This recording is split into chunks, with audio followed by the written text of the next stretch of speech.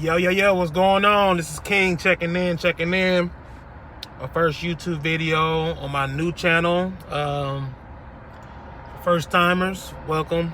I am a truck driver, a little fellow trucking. That was my previous YouTube channel that I still have for the videos, but I don't post on that channel no more. For those who recognize that channel, subscribe and follow this one. This is the new rebooted little fella, aka King, which is this channel, King MI. The MI is my initials. King is my middle name, so King MI, for those who want to know. So I'm gonna start my first video off to kind of pick up where my last video, my last YouTube channel left off, and for why I ain't been posting for so long is because I ended up losing my truck. And for those who didn't know, I was an owner operator for the last 3 years, and dealing with the regen issues, dealing with the company I leased to last, the pay, the percentage pay, and all that, and man, I had to let it go, man. I had to let it go. The last thing that took me out was the fuel ejector tip breaking off and getting into the fuel line system and contaminating it. Me taking it to Freightliner, they told me it would have ran 13.5. Ridiculous, because they had to replace the injectors. They had to take off the fuel tanks and clean the whole fuel system out. They talk about all kind of stuff, and it was a lot of labor. I mean, the parts alone would have been like about $4 or $5 grand, and then the rest is labor, all labor. And anybody that been to Freightliner, knowing their labor ain't cheap. Definitely ain't cheap. Ain't cheap nowhere really, but I'm pretty sure you could find a personal mechanic that could be more reasonable. But from what I've been seeing with some of these personal mechanics, man, they might be cheaper or whatever the case is, but their quality of work is questionable. I mean, there'd be some jobs they do that's to the T, that's good, and there'd be other jobs where they'll do it, or whatever, but they'll either break something or forget to put something back together or tighten something down. Then you get back in your truck, drive 100 miles, 1,000 miles, not even 3,000 miles down the road, and then boom, problem come back. Or even worse. And it's a funny stories because that's what's just happened. So like I told y'all, I just lost my truck.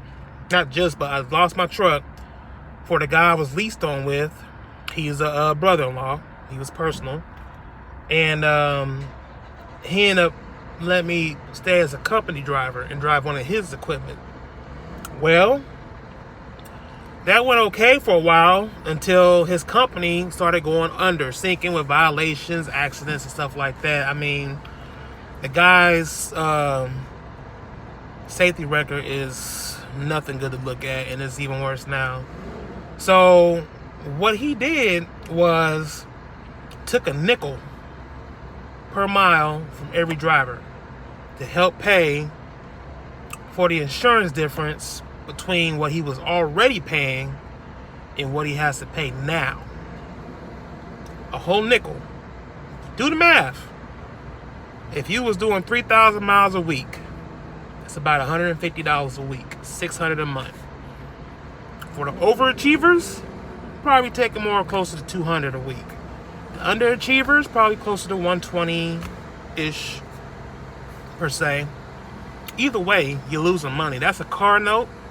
That's insurance, health insurance. That's half of your rent, mortgage, storage, kicking money, whatever. That's a lot of money to be taken from one person, for something that one person isn't responsible for. My safety record is squeaky clean. Why I gotta pay a nickel? It eventually got to the point where if it ain't the maintenance or who does the maintenance on the truck, if it ain't the equipment itself, how old and raggedy a lot of his equipment is. He got a couple modern trucks like the one I bought, but I ain't driving it. So if it ain't, and I was doing flatbed, if it ain't the tarps and chains, binders, and all this stuff that we got to keep it on flatbeds. And you got guys that steal equipment, borrow equipment, don't say nothing off each other's truck. If we're not dropping and hooking trailers, doing favors. I mean, doing all this for 45 cents a mile is already crazy enough. What goes over the top of that is that this guy ain't a regular fleet owner, business owner. He runs his company intensely, and I can't stress it enough. He'll have you run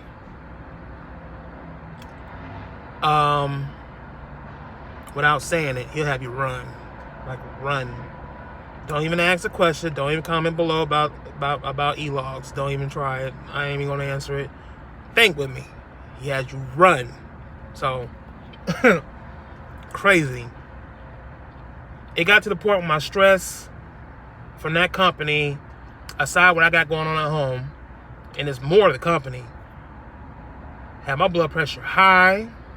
I wasn't feeling good, and then I also am adapting to a vegan lifestyle, so my habits has changed. I've been vegan for like the past 7 months, mostly vegan. I mean, vegetarian, but mostly vegan. I don't eat meat at all, so it's usually the cheese and the bread.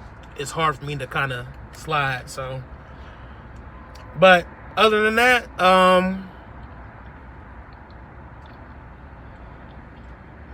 yeah, I had to put my 2-day notice in. I didn't do a 2-week notice.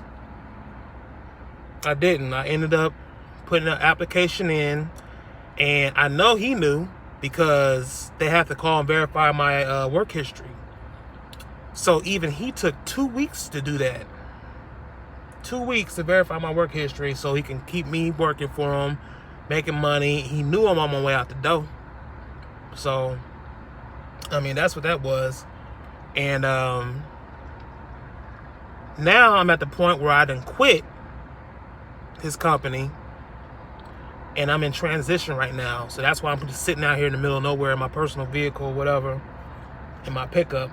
And I'm actually waiting for my next trucking company to call me with an orientation day. I done did the defensive driving course.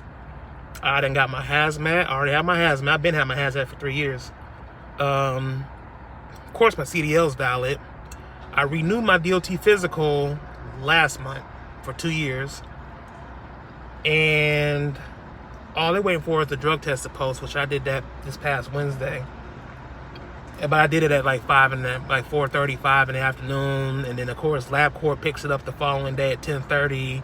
And then they got to get to where they got to do it at. And then it takes up to 72 hours for it to post and then get back to them. So you can see why today, if not tomorrow, I should hear something.